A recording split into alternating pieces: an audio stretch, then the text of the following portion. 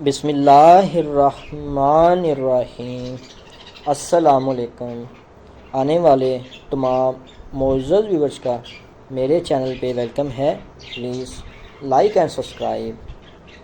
کہا جاتا ہے کہ ایک بادشاہ نے اپنے بیٹے کی 3 بار شادی کی اور ہر بار بیٹا اپنی بیوی کو طلاق دے دیتا تھا بغیر کسی وجہ کے جو اس کے والد کو معلوم ہوا۔ آخر کار والد نے بیٹے کو بیویوں کو طلاق دینے کی وجہ سے محل سے نکال دیا۔ بیٹا شہر سے باہر کام کی تلاش میں نکل گیا اور ایک مالدار شخص کے ہاں بکریاں چرانے کا کام ملا۔ وہ شخص نوجوان سے بہت متاثر ہوا۔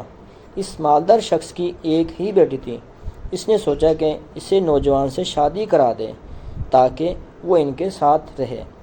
اس نے اپنی بیٹی کو یہ بات بتائی تو بیٹی نے کہا کہ وہ اس نوجوان سے شادی نہیں کرے گی جب تک کہ وہ اس کے ساتھ سفر نہ کرے اور اس کی حقیقت کو جان نہ لے۔ مالک نے نوجوان سے کہا کہ کل تم بکریاں چرنے نہ لے جاؤ، ہم کچھ دنوں کے لیے سفر کریں گے تاکہ کچھ کام نمٹایا جا سکے۔ اسی طرح ان کا سفر شروع ہو گیا۔ سفر کے دوران وہ دونوں ایک غلہ بکریوں کے پاس سے گزرے۔ نوجوان نے کہا کتنی زیادہ ہیں اور کتنی کم۔ مالک حیران ہوا لیکن کچھ نہ بولا۔ پھر وہ ایک اور غلہ بکریوں کے پاس سے گزرے۔ نوجوان نے کہا کتنی کم ہیں اور کتنی زیادہ ہیں۔ مالک نے دل میں سوچا کہ یہ نوجوان بے وقوف ہے، اس لیے میری بیٹی نے مجھے اس کے ساتھ سفر کرنے کو کہا تھا۔ پھر وہ ایک قبرستان کے پاس سے گزرے۔ نوجوان نے کہا تم میں زندہ بھی ہیں اور مردہ بھی ہیں۔ پھر وہ ایک خوبصورت باغ کے پاس سے گزرے۔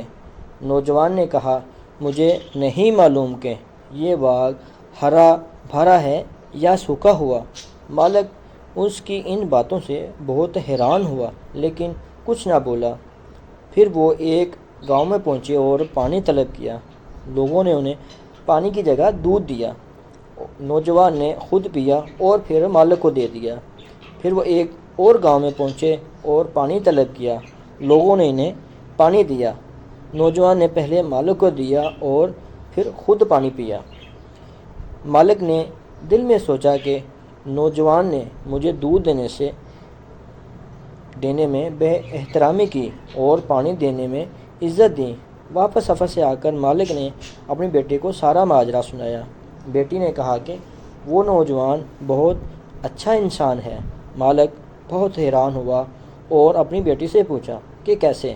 تو اس کی بیٹی نے جواب دیا کہ پہلا غلہ بکریوں کا، اس میں مینڈے زیادہ تھے اور بکریاں کم، اور دوسرا غلہ بکریوں کا، اس میں بکریاں زیادہ تھیں اور مینڈے کم۔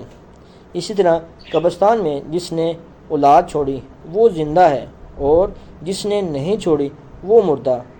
باغ اگر مالک نے اپنے پیسوں سے بنایا ہے تو ہرا بھرا ہے اور اگر قرضے سے بنایا ہے تو وہ سوکھا ہوا ہے۔ دودھ جب برتن میں ڈالا جاتا ہے تو دودھ نیچے بیٹھ جاتا ہے اور پانی اوپر آ جاتا ہے، اس لیے پہلے پانی پیا اور آپ کو دودھ دیا۔ کنویں کا پانی، صاف پانی اوپر آتا ہے، اس لیے اس نے آپ کو پہلے دیا۔ مالک نے بیٹی کی باتیں سن کر نوجوان سے اپنی بیٹی کی شادی کروا دی۔ شادی کے بعد جب وہ نوجوان اپنی بیوی کے پاس آیا تو اس نے اس کے سر پر ہاتھ رکھ کر پوچھا یہ سر کس کا ہے؟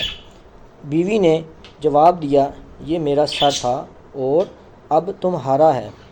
نوجوان نے کہا سفر کے لیے تیار ہو جاؤ، میں بکریاں چرانے والا نہیں ہوں، میں بادشاہ کا بیٹا ہوں اور میں تمہاری تلاش میں نکلا تھا۔ اسی طرح دوستو، سوچنے کا عمل ہے، ہر انسان کیسے سوچتا ہے، چیزوں کو کیسے دیکھتا ہے۔ بہت شکریہ۔ السلام علیکم۔